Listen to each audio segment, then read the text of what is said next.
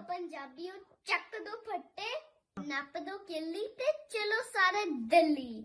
ਹਾਂਜੀ ਦੋਸਤੋ, ਸਤਿ ਸ਼੍ਰੀ ਅਕਾਲ। ਪੰਜਾਬੀ ਸਿੰਗਰ ਸਿੱਧੂ ਮੂਸੇਵਾਲਾ ਤੇ ਪੰਜਾਬ ਦੀਆਂ ਦੋ ਤਿੰਨ ਵੱਡੀਆਂ ਅਪਡੇਟਸ ਲੈ ਕੇ ਤੁਹਾਡੇ ਸਾਹਮਣੇ ਹਾਜ਼ਰ ਹੋਏ ਹਾਂ। ਦੋਸਤੋ, ਦਿੱਲੀ ਚਲੋ ਤੇ ਕਿਸਾਨ ਅੰਦੋਲਨ ਵਿੱਚ ਪੰਜਾਬੀ ਸਿੰਗਰਾਂ ਨੇ ਤਾਂ ਵੱਧ ਚੜ ਕੇ ਹਿੱਸਾ ਲਿਆ ਹੀ ਤੇ ਹੁਣ ਬਾਲੀਵੁੱਡ ਵਿੱਚੋਂ ਵੀ 4-5 ਸਟਾਰ ਇਸ ਮਾਮਲੇ ਬਾਰੇ ਬੋਲੇ ਹਨ ਤੇ ਉਹਨਾਂ ਨੇ ਕਿਸਾਨਾਂ ਦੀ ਸਪੋਰਟ ਕੀਤੀ ਹੈ। ਇਕੱਲੀ ਗੱਲ ਵਿਦ ਪ੍ਰੂਫ ਦਿਖਾਵਾਂਗੇ। ਸਭ ਤੋਂ ਪਹਿਲਾਂ ਦੋਸਤੋ, ਬਾਲੀਵੁੱਡ ਦੀ ਸਭ ਤੋਂ ਵੱਡੀ ਸੈਲੀਬ੍ਰਿਟੀ ਪ੍ਰਿਯੰਕਾ ਚੋਪੜਾ, ਉਸਨੇ ਟਵਿੱਟਰ ਤੇ ਦਲਜੀਤ ਦੋਸਾਂਝ ਦੀ ਪੋਸਟ ਨੂੰ ਸ਼ੇਅਰ ਕਰਕੇ ਕਿਸਾਨਾਂ ਬਾਰੇ ਟਵੀਟ ਕੀਤਾ ਤੇ ਕਿਹਾ, ਸਾਡੇ ਕਿਸਾਨ ਭਾਰਤ ਦੇ ਭੋਜਨ ਦੇ ਸਿਪਾਹੀ ਨੇ, ਮਤਲਬ ਅੰਨਦਾਤਾ ਨੇ। ਉਹਨਾਂ ਦੀਆਂ ਉਮੀਦਾਂ ਨੂੰ ਪੂਰਾ ਕਰਨ ਦੀ ਜ਼ਰੂਰਤ ਹੈ। ਇੱਕ ਵੱਧ ਰਹੇ ਲੋਕਤੰਤਰੀ ਹੋਣ ਦੇ ਨਾਂ ਤੇ ਸਾਨੂੰ ਲਾਜ਼ਮੀ ਤੌਰ ਤੇ ਇਹ ਸੁਨਿਸ਼ਚਿਤ ਕਰਨਾ ਚਾਹੀਦਾ ਹੈ ਕਿ ਇਸ ਸੰਕਟ ਦਾ ਹੱਲ ਜਲਦੀ ਹੀ ਹੋਵੇਗਾ। ਦਲਜੀਤ ਨੇ ਵੀ ਇਸ ਤੋਂ ਬਾਅਦ ਪ੍ਰਿਯੰਕਾ ਦੇ ਇਸ ਟਵੀਟ ਤੇ ਰੀਟਵੀਟ ਕਰਦੇ ਹੋਏ ਉਸ ਦਾ ਧੰਨਵਾਦ ਕੀਤਾ ਤੇ ਪ੍ਰਿਯੰਕਾ ਨੇ ਵੀ ਕਿਸਾਨਾਂ ਵੱਲੋਂ ਕੀਤੇ ਜਾ ਰਹੇ ਇਸ ਅੰਦੋਲਨ ਤੇ ਸਰਕਾਰ ਪ੍ਰਤੀ ਸ਼ੰਕਾ ਜਤਾਈ। ਤੇ ਦੋਸਤੋ, ਇਸ ਤੋਂ ਪਹਿਲਾਂ ਪ੍ਰਿਯੰਕਾ ਚੋਪੜਾ ਦੀ ਸਿਸਟਰ ਪ੍ਰੀਨੀਤੀ ਚੋਪੜਾ ਨੇ ਵੀ ਕਿਸਾਨਾਂ ਸੰਬੰਧੀ ਇੱਕ ਪੋਸਟ ਪਾਈ ਸੀ, ਜੇ ਰਾਤ ਦਾ ਖਾਣਾ ਖਾਦਾ ਤਾਂ ਕਿਸਾਨਾਂ ਦਾ ਧੰਨਵਾਦ ਕਰੋ। ਤੇ ਦੋਸਤੋ, ਇਸ ਤੋਂ ਬਾਅਦ ਅਨਿਲ ਕਪੂਰ ਜੀ ਦੀ ਬੇਟੀ ਸੋਨਮ ਕਪੂਰ, ਉਸਨੇ ਇੱਕ ਨਹੀਂ ਦੋ ਨਹੀਂ ਪੂਰੀਆਂ 7-8 ਪੋਸਟਾਂ ਕਿਸਾਨਾਂ ਦੇ ਬਾਬਤ ਪਾਈਆਂ। ਸੋਨਮ ਕਪੂਰ ਨੇ ਪਹਿਲਾਂ ਕਿਸਾਨਾਂ ਬਾਰੇ ਟਵੀਟ ਕਰਦੇ ਕਿਹਾ,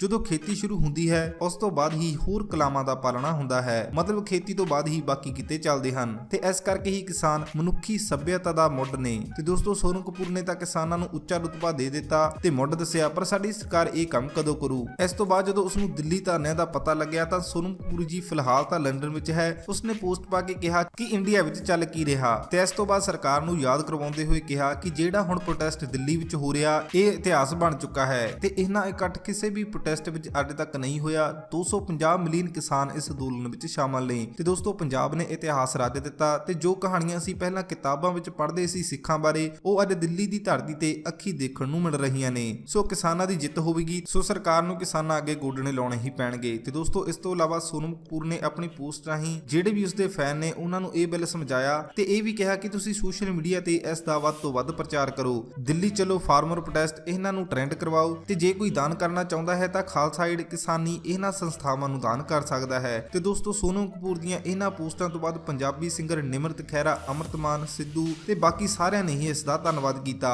ਤੇ ਦੋਸਤੋ, ਇਸ ਤੋਂ ਇਲਾਵਾ ਸੋਨੂ ਸੂਦ, ਜੋ ਕਿ ਪੰਜਾਬ ਦੇ ਮੋਗੇ ਜ਼ਿਲ੍ਹੇ ਦਾ ਹੀ ਰਹਿਣ ਵਾਲਾ ਸੀ, ਚਲੋ ਹੁਣ ਉਹ ਮੁੰਬਈ ਵਿੱਚ ਸ਼ਿਫਟ ਹੋ ਗਿਆ, ਪਰ ਪੰਜਾਬ ਦੀ ਮਿੱਟੀ ਨਾਲ ਉਸ ਦਾ ਹਲੇ ਵੀ ਲਗਾਵ ਹੈ। ਉਸਨੇ ਇਹ ਸਾਬਤ ਕਰ ਦਿੱਤਾ ਤੇ ਐਨਡੀਟੀਵੀ ਵਾਲਿਆਂ ਨੂੰ ਆਪਣੀ ਸਟੇਟਮੈਂਟ ਦਿੱਤੀ ਤੇ ਟਵਿੱਟਰ ਤੇ ਵੀ ਕਿਹਾ ਕਿ ਕਿਸਾਨ ਦਾ ਦਰਜਾ ਮਾਂ-ਬਾਪ ਤੋਂ ਘੱਟ ਨਹੀਂ ਹੁੰਦਾ ਤੇ ਦਿੱਲੀ ਹੋ ਰਹੇ ਫਾਰਮਰ ਪ੍ਰੋਟੈਸਟ ਉਹਨਾਂ ਹੈਸ਼ਟੈਗਾਂ ਨੂੰ ਵੀ ਯੂਜ਼ ਕੀਤਾ। ਤੇ ਦੋਸਤੋ, ਇਹਨਾਂ ਸਭ ਤੋਂ ਪਤਾ ਲੱਗ ਗਿਆ ਕਿ ਕਈ ਲੋਕ ਬੋਲਣਾ ਤਾਂ ਚਾਹੁੰਦੇ ਨੇ ਪਰ ਸਰਕਾਰ ਦਾ ਡਰ ਵੀ ਹੈ। ਜਿਵੇਂ ਕਿ ਗੁਰੂ ਰੰਧਾਵਾ ਦੀ ਇੱਥੇ ਗੱਲ ਕਰਨਾ ਚਾਹੁੰਦੇ ਹਾਂ। ਕਿਸਾਨਾਂ ਦੀ ਸਪੋਰਟ ਵਿੱਚ ਉਸਨੇ ਪਾਵਿਕ ਪੋਸਟ ਵੀ ਪਾਈ, ਉਸ ਵਾਰ ਵੀ ਦੱਸਾਂਗੇ, ਪਰ ਦੋਸਤੋ ਉਸ ਤੋਂ ਪਹਿਲਾਂ ਤੁਹਾਨੂੰ ਦੱਸ ਦਈਏ ਕਿ ਗੁਰੂ ਰੰਧਾਵਾ ਟਵਿੱਟਰ ਤੇ ਕਿਸਾਨਾਂ ਦੀ ਸਪੋਰਟ ਵਿੱਚ ਪੋਸਟਾਂ ਪਾ ਰਿਹਾ ਸੀ ਤੇ ਉਸ ਦਾ ਪਹਿਲਾਂ ਟਵਿੱਟਰ ਅਕਾਊਂਟ ਇੱਕ ਤਰ੍ਹਾਂ ਨਾਲ ਡਿਲੀਟ ਹੀ ਹੋ ਗਿਆ ਸੀ ਤੇ ਕੱਲ 6 ਦਿਨਾਂ ਬਾਅਦ ਉਸ ਦਾ ਟਵਿੱਟਰ ਅਕਾਊਂਟ ਵਾਪਸ ਆਇਆ ਤੇ ਇਹੀ ਕੀਤਾ ਜਾਂਦਾ ਹੈ ਜਦੋਂ ਕੋਈ ਕਿਸਾਨਾਂ ਦੀ ਸਪੋਰਟ ਕਰਦਾ ਹੈ। ਸੋ ਇਸ ਤੋਂ ਇਲਾਵਾ ਅਸੀਂ ਜ਼ਿਆਦਾ ਕੁਝ ਤਾਂ ਨਹੀਂ ਕਹਿ ਰਹੇ, ਪਰ ਹਾਂ, ਸੱਚਾਈ ਨੂੰ ਦਬਾਉਣ ਦੀ ਕੋਸ਼ਿਸ਼ ਬਹੁਤ ਕੀਤੀ ਜਾਂਦੀ ਹੈ। ਤੇ ਗੁਰੂ ਰੰਧਾਵਾ ਨੇ ਜੋ ਭਾਵੁਕ ਪੋਸਟ ਕਿਸਾਨਾਂ ਲਈ ਆਪਣੇ ਫਾਦਰ ਸਾਹਿਬ ਨੂੰ ਯਾਦ ਕਰਦੇ ਹੋਏ ਪਾਈ, ਉਸ ਵਿੱਚ ਲਿਖਿਆ ਸੀ ਕਿ ਮੈਨੂੰ ਯਾਦ ਹੈ ਕਿ ਮੈਂ ਇਹ ਟਰੈਕਟਰ ਆਪਣੇ ਦਾਦਾ ਜੀ ਨੂੰ ਆਪਣੀ ਪਹਿਲੀ ਸਿੰਗਿੰਗ ਦੀ ਇਨਕਮ ਤੋਂ ਲੈ ਕੇ ਦਿੱਤਾ ਸੀ ਤੇ ਮੈਨੂੰ ਮਾਣ ਹੈ। ਤੇ ਦੋਸਤੋ, ਇੱਥੇ ਉਸਨੇ ਸਰਕਾਰ ਨੂੰ ਰਿਕੁਐਸਟ ਵੀ ਕੀਤੀ ਕਿ ਕਿਸਾਨਾਂ ਨਾਲ ਬੈਠ ਕੇ ਇਹਨਾਂ ਬਿੱਲਾਂ ਤੇ ਚਰਚਾ ਕੀਤੀ ਜਾਵੇ ਤੇ ਇਹਨਾਂ ਵਿੱਚ ਸੋਧ ਕੀਤੀ ਜਾਵੇ। ਤੇ ਦੋਸਤੋ, ਇਹ ਤਾਂ ਸਨ ਜੋ ਵੱਡੇ ਸਟਾਰ ਕਿਸਾਨਾਂ ਦੀ ਸਪੋਰਟ ਕਰ ਰਹੇ ਹਨ, ਪਰ ਉੱਥੇ ਹੀ ਦੂਜੇ ਪਾਸੇ ਸਨੀ ਦਿਓਲ, ਜਿਸ ਦਾ ਕਿ ਪਹਿਲਾਂ ਹੀ ਪੰਜਾਬ ਦੇ ਲੋਕ ਕਾਫੀ ਮਾਣਤਾਣ ਕਰ ਚੁੱਕੇ ਹਨ, ਉਸਨੇ ਹਾਲ ਹੀ ਇੱਕ ਪੋਸਟ ਪਾਈ ਜਿਸ ਵਿੱਚ ਉਸਨੇ ਦੀਪ ਸਿੱਧੂ ਤੇ ਕਿਸਾਨਾਂ ਬਾਰੇ ਗੱਲ ਕੀਤੀ।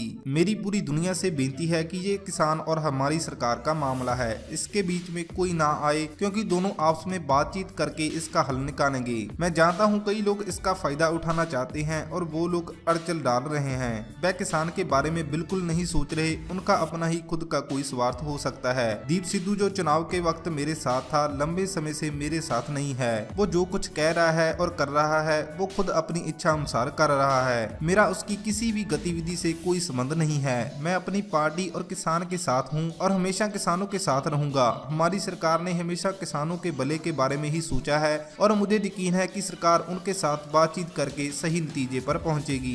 हाँ जी, ਹੁਣ ਜੋ ਕੁਝ ਤੁਸੀਂ ਸਨੀ ਦਿਓਲ ਨੂੰ ਕਹਿਣਾ ਚਾਹੁੰਦੇ ਹੋ ਤੁਸੀਂ ਕਹਿ ਸਕਦੇ ਹੋ, ਪਰ ਜੋ ਹੈਰਾਨ ਹੈਰਾਨ ਕਰਨ ਵਾਲੀ ਗੱਲ ਹੈ ਕਿ ਉਹ ਹਲੇ ਵੀ ਮੋਦੀ ਸਰਕਾਰ ਨੂੰ ਸਹੀ ਦੱਸ ਰਿਹਾ ਤੇ ਬਾਕੀ ਲੋਕਾਂ ਨੂੰ ਇਸ ਵਿੱਚ ਦਖਲਅੰਦਾਜ਼ੀ ਕਰਨ ਤੋਂ ਰੋਕ ਕਿਹਨਾਂ ਨੂੰ ਰਿਹਾ, ਬਾਲੀਵੁੱਡ ਵਾਲਿਆਂ ਨੂੰ ਜਾਂ ਉਹਨਾਂ ਲੋਕਾਂ ਨੂੰ ਜੋ ਕਿਸਾਨ ਨਹੀਂ ਹਨ ਜਾਂ ਜੋ ਬਾਹਰਲੇ ਦੇਸ਼ਾਂ ਦੇ ਮੁੱਖ ਮੰਤਰੀ ਪ੍ਰਧਾਨ ਮੰਤਰੀ ਇਸ ਤੇ ਬਿਆਨ ਦੇ ਰਹੇ ਹਨ ਉਹਨਾਂ ਨੂੰ। ਸੋ ਸਿਰਫ ਕਿਸਾਨ ਹੀ ਨਹੀਂ, ਮਜ਼ਦੂਰ ਵਰਗ ਵੀ ਇਸ ਨਾਲ ਜੁੜਿਆ ਹੋਇਆ ਹੈ ਤੇ ਹੋਰ ਵੀ ਬਹੁਤ ਕਿਤੇ ਇਸ ਨਾਲ ਜੁੜੇ ਹੋਏ ਹਨ ਤੇ ਰਾਈਟ ਟੂ ਸਪੀਚ ਬੋਲਣ ਦਾ ਅਧਿਕਾਰ ਤਾਂ ਸਭ ਨੂੰ ਹੈ ਤੇ ਦੀਪ ਸਿੱਧੂ ਨੇ ਤਾਂ ਪਹਿਲਾਂ ਹੀ ਬਿਆਨ ਦੇ ਦਿੱਤਾ ਸੀ ਕਿ ਹੁਣ ਉਸ ਦਾ ਸਨੀ ਦਿਓਲ ਤੋਂ ਨਾਤਾ ਟੁੱਟ ਚੁੱਕਾ ਹੈ। ਤੇ ਦੋਸਤੋ ਹੁਣ ਇੱਥੇ ਕੰਗਣਾ ਰਣੌਤ ਤੇ ਪਾਇਲ ਦੀ ਗੱਲ ਕਰਨਾ ਚਾਹੁੰਦੇ ਆ ਜੋ ਕਿ ਮੋਦੀ ਸਰਕਾਰ ਦੇ ਪੱਖ ਵਿੱਚ ਨੇ। ਕੰਗਣਾ ਨੇ ਕੱਲ ਫਿਰ ਇਹਨਾਂ ਬਿੱਲਾਂ ਨੂੰ ਸਹੀ ਦੱਸਿਆ ਤੇ ਇੱਕ ਕਿਸਾਨ ਜਿਸ ਦੇ ਘਰ ਜਾ ਕੇ ਇੰਟਰਵਿਊ ਕੀਤੀ ਗਈ ਤੇ ਉਹ ਕਹਿ ਰਹੇ ਹਨ ਕਿ ਇਹ ਬਿੱਲ ਸਹੀ ਨੇ, ਸਿਰਫ ਇੱਕ ਆਦਮੀ ਦੀ ਇੰਟਰਵਿਊ ਤੇ ਜਿਹੜੇ ਲੋਕ ਲੱਖਾਂ ਦੀ ਗਿਣਤੀ ਵਿੱਚ ਦਿੱਲੀ ਧਰਨੇ ਤੇ ਬੈਠੇ ਨੇ ਉਹਨਾਂ ਦੀ ਰਾਏ ਕਿੱਥੇ ਹੈ। ਸੋ ਕੰਗਣਾ ਸੋਸ਼ਲ ਮੀਡੀਆ ਅਕਾਊਂਟ ਤੋਂ ਸਿਰਫ ਇਹ ਦਿਖਾ ਰਹੀ ਹੈ ਕਿ ਇਹ ਬਿੱਲ ਕਿਸਾਨਾਂ ਦੇ ਹੱਕ ਵਿੱਚ ਨੇ ਤੇ ਦਿੱਲੀ ਧਰਨਿਆਂ ਨੂੰ ਤਾਂ ਉਹ ਪਹਿਲਾਂ ਹੀ ਫਰਜ਼ੀ ਦੱਸ ਚੁੱਕੀ ਹੈ। ਤੇ ਦੋਸਤੋ ਦੂਜੇ ਪਾਸੇ ਪਾਇਲ ਰੋਹਤਾਗੀ, ਸਿੱਧੂ ਨੇ ਉਸ ਨੂੰ ਲਾਈਵ ਵਿੱਚ ਕਾਫੀ ਕੁਝ ਕਹਿ ਦਿੱਤਾ ਸੀ ਤੇ ਇਹ ਲਾਈਵ ਜਦੋਂ ਉਸਨੇ ਦੇਖਿਆ ਤੇ ਬਾਅਦ ਵਿੱਚ ਕਹਿਣ ਲੱਗੀ ਕਿ ਮੈਂ ਇਸ ਤੇ ਪੁਲਿਸ ਕੰਪਲੇਨ ਕਰਾਂਗੀ ਤੇ ਸਿੱਧੂ ਦੀ ਪ੍ਰੋਫਾਈਲ ਤੇ ਕਹਿ ਰਹੀ ਹੈ ਕਿ ਇਸ ਦੀ ਪ੍ਰੋਫਾਈਲ ਗਨ ਨਾਲ ਹੈ, ਮੈਂ ਇਸ ਤੇ ਵੀ ਕੇਸ ਕਰਾਂਗੀ। ਸਿੱਧੂ ਦੇ ਫੈਨਾਂ ਨੇ ਹੀ ਇਸ ਨੂੰ ਕਾਫੀ ਪੋਸਟਾਂ ਨਾਲ ਹੀ ਜਵਾਬ ਦੇ ਦਿੱਤੇ ਹਨ। ਪਰ ਦੋਸਤੋ ਜੋ ਇੱਥੇ ਇੱਕ ਗੱਲ ਗਲਤ ਹੋ ਰਹੀ ਹੈ, ਪਾਇਲ ਰੋਹਤਾਗੀ ਇਸ ਅੰਦੋਲਨ ਨੂੰ ਧਰਮ ਨਾਲ ਜੋੜ ਰਹੀ ਹੈ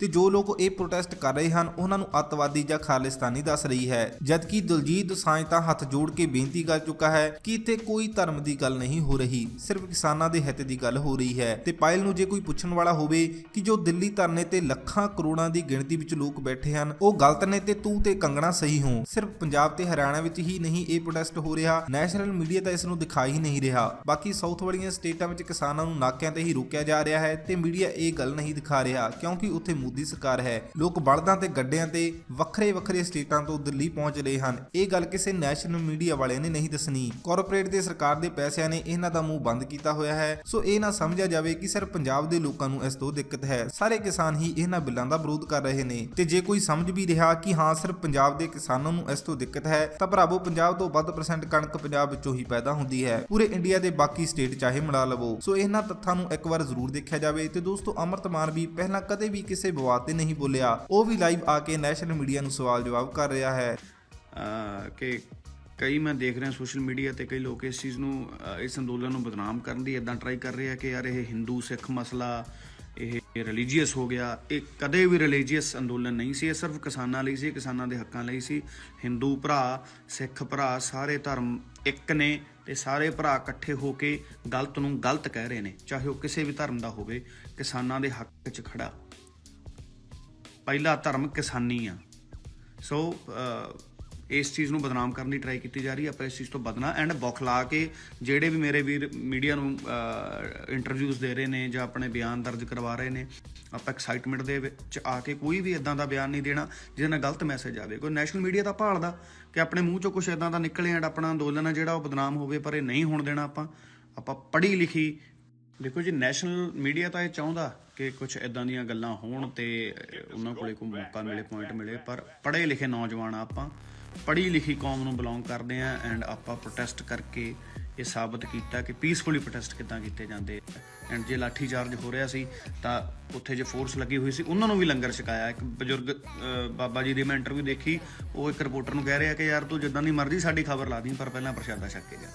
ਤੇ ਦੋਸਤੋ ਜੇਕਰ ਤੁਸੀਂ ਵੀ ਆਪਣੀ ਕੋਈ ਨਿਊਜ਼ ਜਾਂ ਵੀਡੀਓ ਸਾਡੇ ਨਾਲ ਸ਼ੇਅਰ ਕਰਨਾ ਚਾਹੁੰਦੇ ਹੋ ਤਾਂ ਸਾਡੇ ਇੰਸਟਾਗ੍ਰਾਮ ਅਕਾਊਂਟ ਤੇ ਭੇਜ ਸਕਦੇ ਹੋ। ਤੇ ਦੋਸਤੋ ਨਾਲ ਹੀ ਸਾਡੇ ਚੈਨਲ ਨੂੰ ਸਬਸਕ੍ਰਾਈਬ ਕਰਕੇ ਸਪੋਰਟ ਜ਼ਰੂਰ ਕਰਿਓ। ਧੰਨਵਾਦ।